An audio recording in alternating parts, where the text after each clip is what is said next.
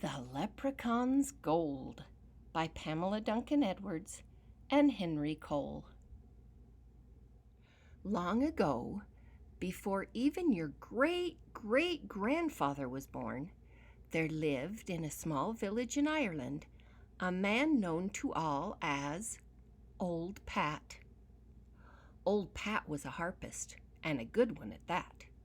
Many a wedding was made the merrier by Old Pat's harp. In the same village dwelled young Tom. Tom had learned his own harp playing from Pat's teachings. But now, Tom thought himself a better harpist than Old Pat.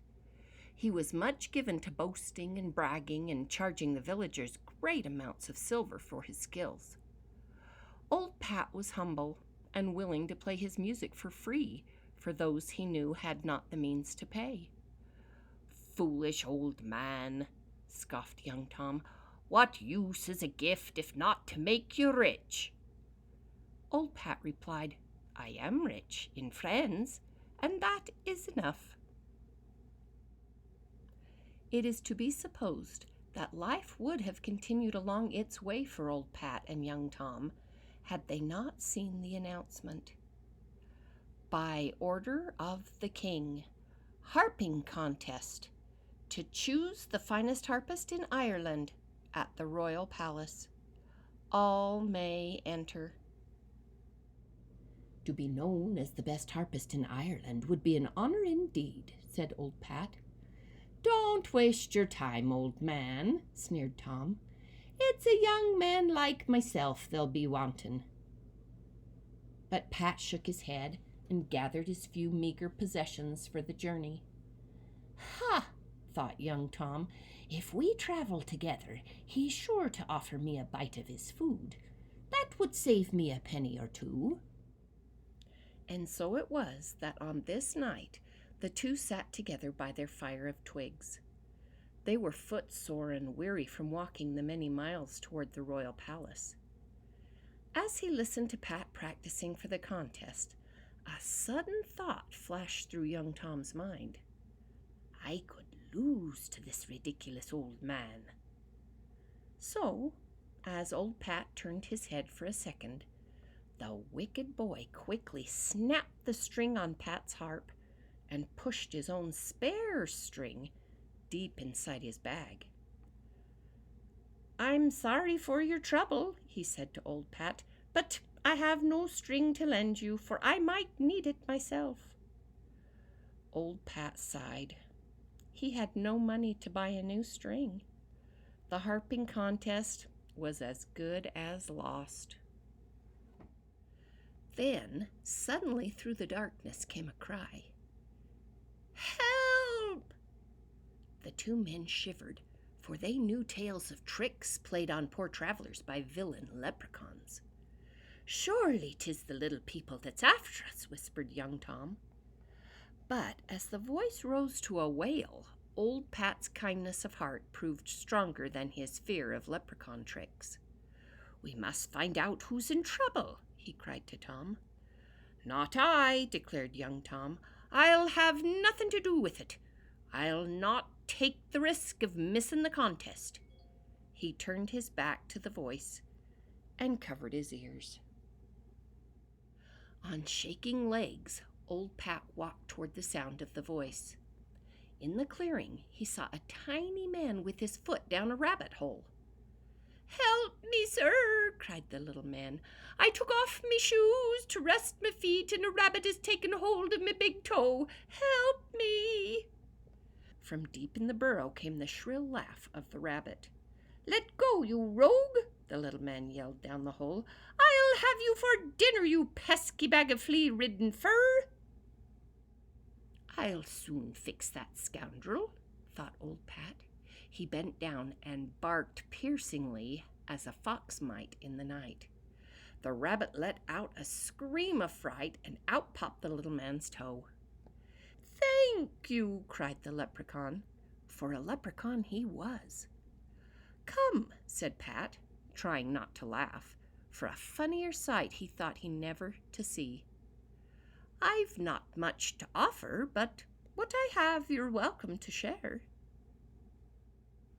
Old Pat led the leprechaun back to the fire. "I see your fellow traveler is up and gone," said the leprechaun. "A brave fellow indeed he proved to be, but I thank you kindly for your help. I'd like to repay you." "I'll be needing no payment," answered old Pat. He picked up his harp and began to play a soft tune to soothe the little man. "You play well," said the leprechaun, "but I'm thinking your harp is not in a good way." "I have a broken string," answered old Pat sadly. "I'm on my way to the harping contest at the royal palace, but I'll not win now. I have no money to buy a new string." "Ah," declared the leprechaun sharply, "so 'tis the gold you'll be wanting." "No, indeed," cried old Pat, mighty alarmed. He knew terrible things happened to those who searched for crocks of leprechaun gold. "Ah, but yes, I think it's so," answered the leprechaun firmly. Suddenly, old Pat's eyes would not stop from closing. With a sigh, he fell asleep. The leprechaun blew a silvery note on his whistle. Out of the forest came a band of little men, each carrying a bag. "He wants the gold," said the leprechaun as he told the tale of old Pat. "You know what to do." The little men nodded solemnly as they clicked open their bags. When old Pat awakened the next morning, he looked around in fright, but the leprechaun was gone. "It's a lucky escape I've had," cried old Pat as he picked up his harp case and set off for the royal palace. As old Pat reached the courtyard, young Tom took the stage, looking mighty pleased and confident. He began to play a sweet tune, but, as if bewitched, the strings on his harp began to break. One by one they twanged and twitched and twirled in the air until all lay dangling. Young Tom gazed at his harp in horror, but then he knew. "Leprechauns," he muttered as he hung his head and shuffled from the stage. Now it was old Pat's turn. With sadness in his heart, the old man reached for his harp. Then his eyes widened, for there, inside his bag, lay a glittering golden harp. "The leprechaun's gold!"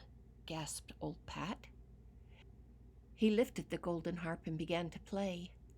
He played the merriest music ever heard, so wonderful that the wind itself stopped to listen.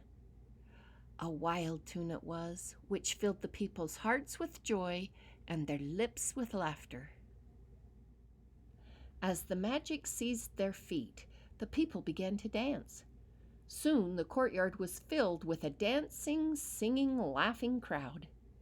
The other harpists knew now that this was Pat's day and danced along with the people. Even young Tom, who had learned a hard lesson, found generosity growing in his heart. When the final note faded away, the king rose from his throne and beckoned to Pat. "Old man," said the king, "the prize is yours. Never have I heard such music. From now on, you will play always for me and my people. You are awarded the title Royal Harpist of Ireland." From the nearby forest came the tinkling sound of a little leprechaun laughing. The end.